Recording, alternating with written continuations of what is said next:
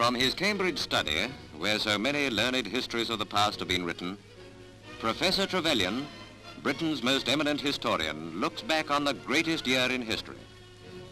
It started with a setback, Von Rundstedt's offensive in the Ardennes. Germany's last bid for victory, a grim, killing affair, desperate and hopeless even when seen in captured German films. A month later at Yalta in the Crimea, Allied leaders laid the final plans for victory. Of the three great men who met here, attention focused on President Roosevelt, then already mortally ill. After Yalta, events gathered speed. The full onslaught of Allied power fell upon Germany.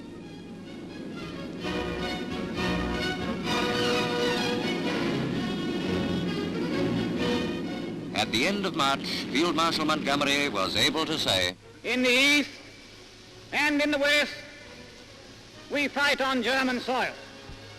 In the west, we stand on the Rhine, and indeed over the Rhine."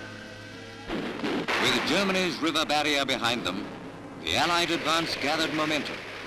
Nazism was crushed in the rubble of German cities. In these weeks, the full horror of Hitler's new order was exposed. Then we learned to shudder at the names Belsen and Buchenwald.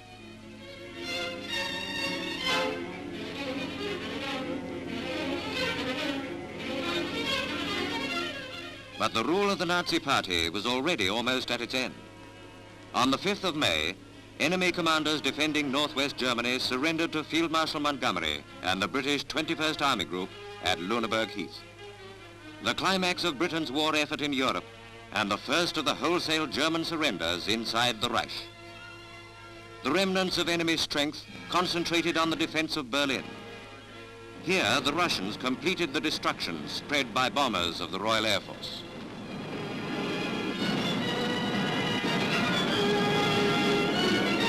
Berlin's Brandenburg Gate became the symbol of defeat, while in London, a people went wild with the joy of victory.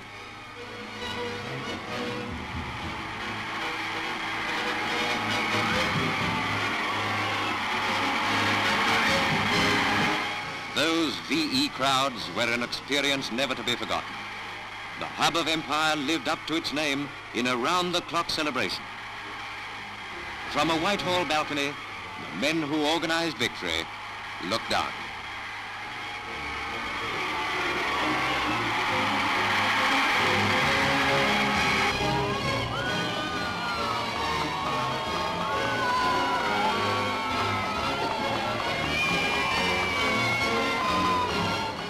But even in the excitement of victory in Europe, the nation went soberly to the polls for the first general election since 1935. A landslide swept Labour to power, with a majority unexpected even by its own leaders. The war against Japan was still unfinished, but the new cabinet's main task was reconversion to peace.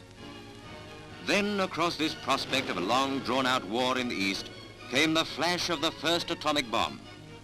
Japan surrendered unconditionally. United Nations plans for the campaigns of 1946 became out of date overnight. Japan's Army and Navy chiefs went through the biggest face-losing of all time.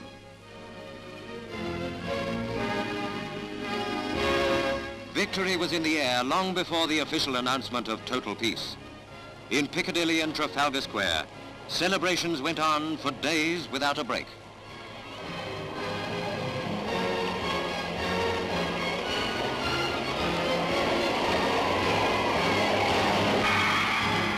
From the balcony of Buckingham Palace, the royal family led the nation in what was at once a holiday and a Thanksgiving.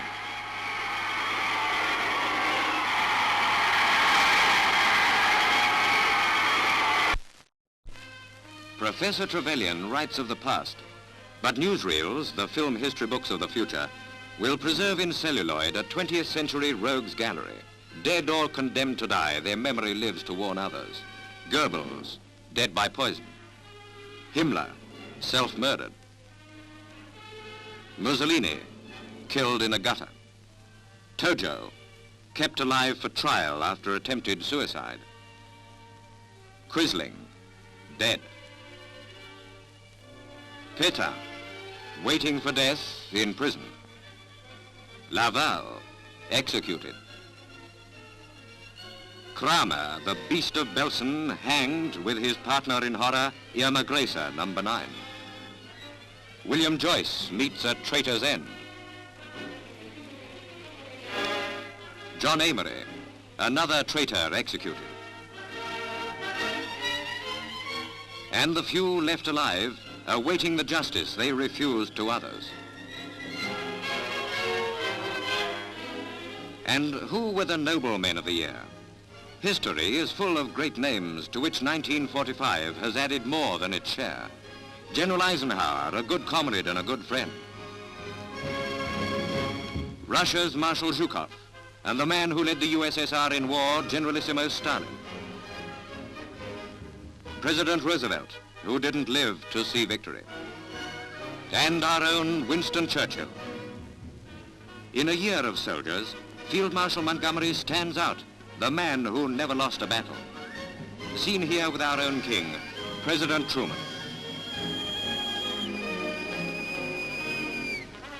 In power with a mandate to change the face of Britain, Mr. Attlee. But for all the great names, the man of the year is the ordinary serviceman, now getting into his demob suit. Without him, 1945 could never have been victory year. A new chapter has been written by great new weapons of war, which made possible the mightiest victory of history. Mulberry, the floating harbor, key weapon in the invasion of Normandy.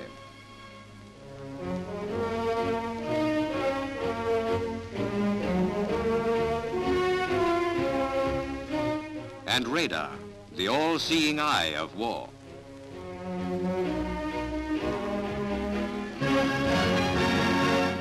Defense by fire, a shield of flame against the invasion that never happened.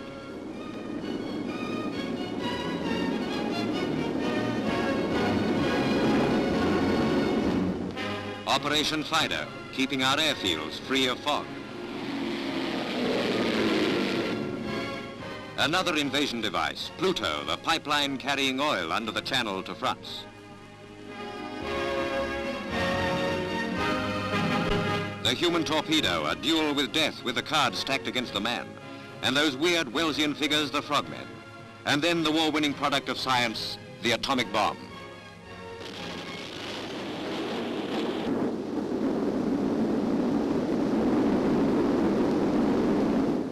The smoke pall of the atomic bomb hovers over a new world. A generation has grown up knowing little else than destruction and violence. In 5 years, their realm has been bounded by fallen masonry. The young of our land grew up amid the ugly things of life. This is the world they knew. Mankind has made its mistakes. It can afford no more. Tomorrow's men and women leave destruction behind and face a future of new hopes and new tasks. Again, the torch of progress is handed on. In the young reposes the future. The new world is theirs.